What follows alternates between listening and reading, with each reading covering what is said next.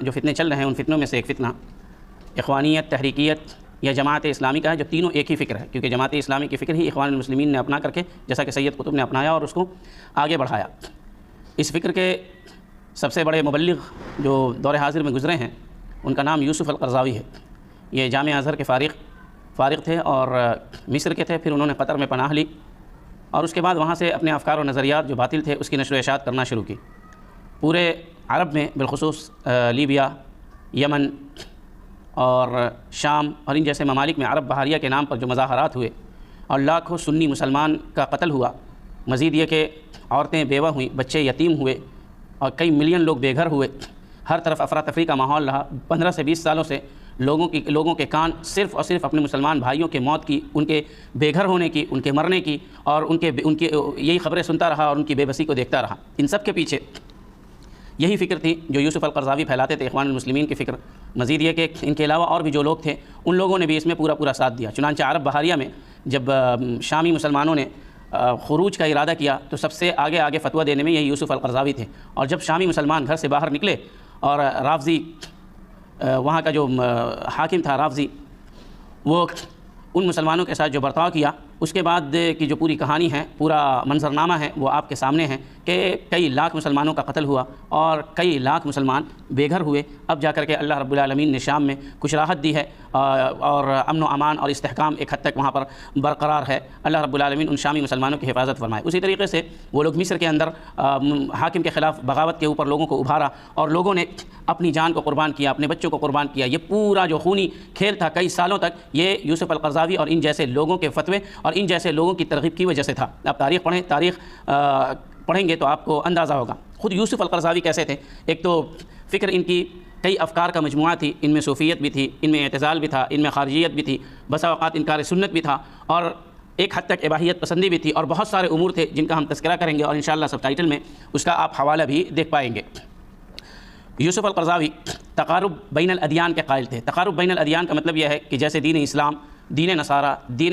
یہود، یہ تمام کے تمام ایک دوسرے سے قریب ہیں، اور یہ کہ ان کی اچھی باتوں کو یکجا کر کے جمع کرنا چاہیے۔ اب دیکھیں اخوانیوں کو، یہ عربوں پر جملہ کستے ہیں اور طنز کرتے ہیں کہ یہ لوگ تقارب بین الادیان کا معاملہ کر رہے تھے، حالانکہ ان کے جو رئیس تھے یوسف القرضاوی، یہ تقارب بین الادیان کا فتویٰ بھی دے چکے تھے، اس کے قائل بھی تھے اور اس کی کوشش میں بھی رہا کرتے تھے۔ حریت ادیان اور حریت عقیدہ کے قائل تھے۔ حریت ادیان اور حریت عقیدہ کا مطلب یہ ہوتا ہے کہ جو دین چاہے اختیار کرے، کسی کے اوپر کوئی زور زبردستی نہیں کی جائے گی۔ حالانکہ اللہ رب العالمین نے کہا کسی کو بھی کوئی دین اختیار کرنا ہے تو وہ دین اسلام ہے، وہ دین اسلام ہے اور عقیدہ توحید ہے۔ یہ نہیں کہ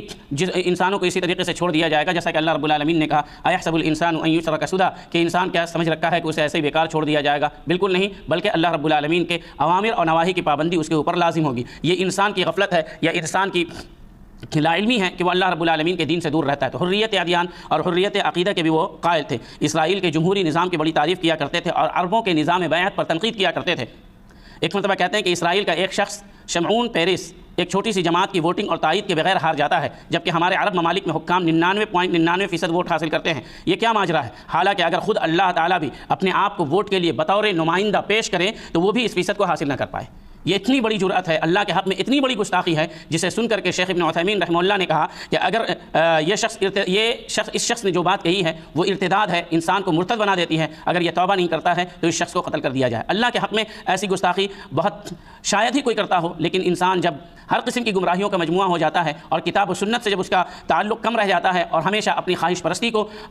دین بنا کر کے پیش کرتا ہے تو اسی قسم کی باتیں اس کے منہ سے نکلتی ہے، جیسا کہ یوسف القرضاوی نے کہا۔ یہ جو اوپر قول نقل کیا ہم نے، یہ یوسف القرضاوی صاحب کا تھا۔ یوسف القرضاوی منکر سنت بھی تھے، اپنی درایت کی کسوٹی پر پرکھ کر کئی احادیث کا انہوں نے انکار کیا تھا۔ یہود و نصارہ اور دیگر اہل مذاہب کو مسلمانوں کا بھائی تسلیم کرتے تھے۔ وہ کہتے تھے الیہود اخواننا والنصارى اخواننا، وہ کہتے تھے یہ ہمارے بھائی ہیں۔ عورتوں کے لیے جو خواتین ہیں ان کے لیے چند شرائط کے ساتھ، یعنی کچھ کنڈیشنز کے ساتھ فلموں اور ڈراموں میں اداکاری کرنے کو جائز سمجھتے تھے۔ یہ یوسف القرضاوی صاحب تھے۔ گانا گانے اور موسیقی سننے کو، یعنی میوزک وغیرہ سننے کو جائز سمجھتے تھے۔ نیز سنیما گھروں میں جا کر کے فلمیں دیکھنا بھی جائز سمجھتے تھے، اور اس بات کا اقرار کرتے تھے کہ وہ خود بھی فلمیں دیکھتے ہیں، اور ذکر بھی کرتے تھے اپنے انٹرویو میں اور اپنی گفتگو کے اندر، جیسے ڈرامے اور کامیڈی شو جو ہوتے ہیں اس کو دیکھتے تھے، جیسے فلم الارہاب والکباب، لیالی الحلیمہ اور غوار و نور الشریف، یہ مصری فلمیں ہیں، اس کو وہ دیکھا کرتے تھے اور فخریہ اس کو بیان بھی کرتے تھے۔ غیر محرم عورت سے لمس کو جائز سمجھتے تھے، غیر محرم عورت کو چھونا، جبکہ نبی صلی اللہ علیہ وسلم نے فرمایا کہ کسی کے لیے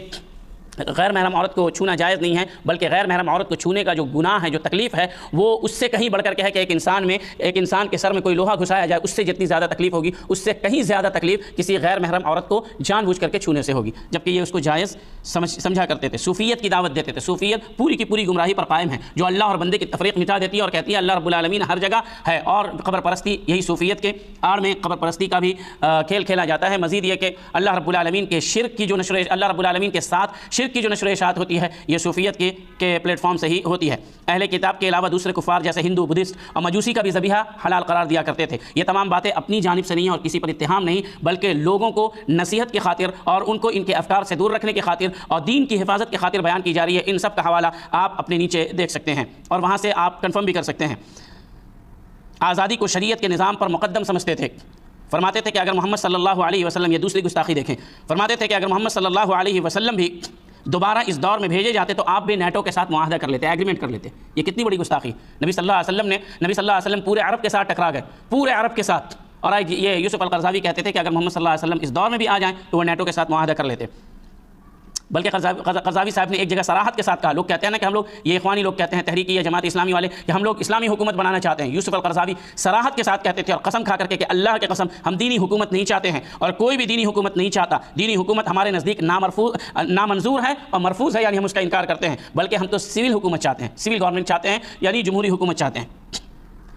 اسی طرح جب سلفی علماء خروج اور بغاوت کے خلاف فتوے دیتے اور احتجاج اور مظاہرہ کو فتنہ قرار دیتے اور اس کی ترغیب دینے والے کو جب دعات فتن کہتے، فتنہ والے دعات کہتے، تو یہ یوسف القرضاوی ان کا مذاق اڑاتے تھے اور ان کا استہزاء کرتے ہوئے کہتے تھے اللہ کی قسم، خود اپنے بارے میں وہ کہتے تھے یوسف القرضاوی، اللہ کی قسم میں فتنہ بھڑکانے والا خطیب ہوں، میں فتنہ بھڑکانے والے سب سے پہلے خطیبوں میں سے ہوں، اور جب تک یہ فتنہ باقی ہے میں ہرگز ان فتنہ برپا کرنے والی تقریروں سے باز نہیں آؤں گا۔ پھر یہ دعا بھی کرتے تھے، آپ دیکھیں استہزاء کا یہ عالم تھا کہ وہ اپنے لیے دعا کرتے تھے یوسف القرضاوی کہ اے اللہ تو مجھے فتنہ برپا کرنے والے خطیبوں میں شامل کر دے، مجھے انہی کے ساتھ موت دینا اور بروز محشر انہی کے ساتھ اٹھانا۔ یہ ایسی گمراہیاں تھیں، اس کے علاوہ اور بھی ہیں، ان کی گمراہیوں پر کتابیں لکھی جا چکی ہیں۔ یہ وہ گمراہیاں تھیں جو انسان کے اوپر کفر کی تلواروں کو لٹکا دیتا ہے، جس کی وجہ سے انسان ارتداد کی دہلیز پر پہنچ جاتا ہے۔ اس لیے بعض اہل علم نے ان کے بارے میں کہا، جب ان سے پوچھا گیا تو انہوں نے کہا، ان کی گمراہیوں کو جب پیش کیا گیا تو انہوں نے کہا لولا الورع لکفرتہ، اگر ورع اور تقوی کی بات نہیں ہوتی اور سامنے والے کی جہالت کا اندیشہ نہیں ہوتا تو یہ اپنی بدعقیدگی کی وجہ سے تو کفر کی دہلیز پر پہنچا ہے، میں اسے کافر قرار دیتا، لیکن انہوں نے کافر قرار نہیں دیا یوسف القرضاوی کو۔ یہ ان سلفی علماء کا تقوی تھا، خشیت الہی تھی، ورنہ ہم لوگوں سے ایک بھی غلطی سرزد ہو جائے تو وہ ہمیشہ ہم لوگوں کو کافر سمجھتے ہیں، ہمارے خون کو حلال سمجھتے ہیں۔ سعودی اور مسلم حکمراں، جو مسلم ممالک کے حکمراں ہیں، ان سے غلطی سرزد ہو جائے تو ان کے خون کو حلال سمجھتے ہیں، ان کے مال کو حلال سمجھتے ہیں، اس لیے یہ جگہ جگہ دھماکے کرتے ہیں، بلکہ یہ خود کش حملے کو بھی جائز قرار دیا کرتے تھے۔ ان کی فکر ہمارے لیے، تمام مسلمانوں کے لیے اور بالخصوص ہمارے ملک کے لیے بہت ہی زہر آلود ہے۔ ان کی فکر، ان کی کتابیں اور ان کی جو باتیں ہیں بھڑکانے والی، اگر مسلمان اس کو پڑھتے ہیں تو اس سے مسلمان برانگیختہ ہوتا ہے اور اسے حکومت کے خلاف کام کرنے پر ابھارا جاتا ہے۔ تو اس لیے ان کی فکر سے، ان کی ضلالت سے، ان کی گمراہی سے بچنا اور بچنے کی دعوت دینا، لوگوں کو تنبیہ کرنا وقت کی اہم ضرورت ہے۔ ہر وہ شخص جس نے بہت زیادہ کتابیں تالیف کرتی ہو یا بہت زیادہ علم رکھنے والا ہو، ضروری نہیں ہے کہ وہ آدمی صحیح منہج پر اور صحیح عقیدے پر بھی قائم ہو۔ آپ کے سامنے بہت ساری گمراہیوں کا ذکر ہوا، آپ ان گمراہیوں کی تحقیق کریں، دیکھیں کہ انہوں نے کہا ہے کہ نہیں کہا ہے، اپنی زبان سے اور اپنے قلم سے کوئی بھی اس کے اندر رد و بدل نہیں، پھر آپ خود فیصلہ کریں کہ ایسا عقیدہ رکھنے والا، فلموں اور ڈراموں میں کام کرنے کو جائز قرار دینے والا، فلمیں دیکھنے والا، اللہ رب العالمین کی شان میں گستاخی کرنے والا، نبی صلی اللہ علیہ وسلم کی شان میں گستاخی کرنے والا، کیا اس لائق ہے کہ اس کی کتابوں کو پڑھا جائے اور اس کو اسوہ نمونہ مانا جائے اور اس کی باتوں کو سمجھا جائے اور پڑھا جائے اور اس کے اوپر عمل کیا جائے؟ ہرگز نہیں۔ یہ لوگ لوگوں کو گمراہ کرتے ہیں اور لوگوں کے درمیان ایسی فکر کو ترویج دیتے ہیں، ایسی فکر کی نشر و اشاعت کرتے ہیں جس کے ذریعے سے انسان اپنے ماحول کے ساتھ اور اپنے حاکم کے ساتھ اور جس ملک میں اس ملک کے ساتھ بغاوت کرے۔ سارے لوگ غلط ہیں، صرف ان کی جماعت، اور اگر ان کی حکومت رہے تو وہی صحیح ہے۔ ایک بات بتا کر کے میں اپنی بات کو ختم کروں گا کہ سمع و طاعت کی جو حدیث ہے ولاۃ امر کے بارے میں، یہ صحیح مسلم میں کتاب الامارہ میں بہت ساری احادیث کو امام مسلم رحمہ اللہ نے نقل کیا اور بھی محدثین نے نقل کیا ہے۔ یہ یوسف القرضاوی ان جیسے تمام دعات جو تھے ان تمام احادیث کو یا تو ان کی تعویل کرتے تھے یا ان میں سے بعض کو ضعیف قرار دیتے تھے، بلکہ صحیح مسلم کی ایک روایت کو بھی ضعیف قرار دیتے تھے۔ لیکن جب ان کا حاکم مرسی مصر کے اندر بنا اور وہاں پر مسائل کھڑے ہوئے، لوگ مرسی کے خلاف خروج کرنے لگے، تو وہی روایات، وہی احادیث جو پہلے صحیح نہیں تھی ان کے نزدیک یا جن سے استدلال صحیح نہیں تھا، وہی احادیث یہ منبر و محراب سے بیان کرنے لگے جس میں یوسف القرضاوی بھی تھے۔ تو اس لیے ان جیسے لوگوں کی جو اپنا رنگ بدلتے رہتے ہیں، اپنی خواہشات کے مطابق دین کو سمجھتے اور سمجھانے کی کوشش کرتے رہتے ہیں، ان سے دور رہنا اور ان کی فکر سے تحذیر کرنا وقت کی اہم ضرورت ہے، تاکہ عوام جو ہے اس کی فکر، اس کا عقیدہ، اس کا منہج سلیم اور محفوظ رہ سکے، اور وہی منہج ان کے دل میں اور ان کے دماغ میں باقی رہ سکے جو اللہ رب العالمین نے کتاب و سنت کی صورت میں دیا ہے، اور نبی اللہ نے اور اس کے رسول نے اس منہج کو ویسے ماننے کا حکم دیا ہے جیسے صحابہ کرام مانا کرتے تھے۔ اللہ رب العالمین سے دعا ہے کہ اللہ رب العالمین ہم سبوں کو ہر قسم کی گمراہیوں سے، ہر قسم کے ان دعات سے جو گمراہیوں کو پھیلاتے ہیں یا گمراہی پھیلانے والوں کا ساتھ دیتے ہیں۔ شیخ الاسلام ابن تیمیہ رحمہ اللہ نے کہا ہر اس شخص کو سزا دینا واجب ہے جو شخص ان گمراہ فرقوں یا ان گمراہ لوگوں کی طرف اپنی نسبت کرے، یا ان گمراہ لوگوں کو پروموٹ کرے، یا ان کی کتابوں کی تعظیم کرے، یا ان کی کتابوں کی نشر و اشاعت کرے، ایسے لوگوں کو بھی سزا دینا ضروری ہے۔ یہ شیخ الاسلام ابن تیمیہ رحمہ اللہ نے کہا ہے۔ چنانچہ یہ گمراہ تو ہیں ہی، لیکن جو لوگ آئیں ان کی تعریف کریں یا ان کو پروموٹ کریں، ان کی کتابوں کی تشہیر کریں، لوگوں کے درمیان ان کے افکار کو پھیلائیں اور ان کو اچھا بنا کر کے پیش کریں، ان کو بھی سزا دینا ضروری ہے۔ جیسا کہ شیخ الاسلام ابن تیمیہ رحمہ اللہ نے اتحادیہ فرقہ کے بارے میں یہ بات کہی، لیکن بکر ابو زید رحمہ اللہ نے کہا گرچہ یہ کلام شیخ الاسلام کا اتحادیہ کے بارے میں ہے، لیکن یہ تمام بدعتی فرقے پر منطبق ہوتی ہے۔ اللہ رب العالمین ہم سبوں کو ہر قسم کی گمراہیوں سے اور گمراہی پھیلانے والوں سے محفوظ رکھے، اس معاشرے کو ہر قسم کی گمراہی سے محفوظ رکھے اور ہر قسم کے فتنہ پرور دعات سے محفوظ رکھے، دنیا میں جب تک زندہ رکھے، دین و ایمان پر باقی رکھے اور زندہ رکھے، اور جب ہمیں موت دیتے دین و ایمان کے اوپر موت دے۔ آمین۔ اقول قولی ھذا استغفر اللہ لی ولکم ولسائر المسلمین انہ تعالی جواد کریم ملک بر رؤوف رحیم۔ والسلام علیکم ورحمۃ اللہ وبرکاتہ۔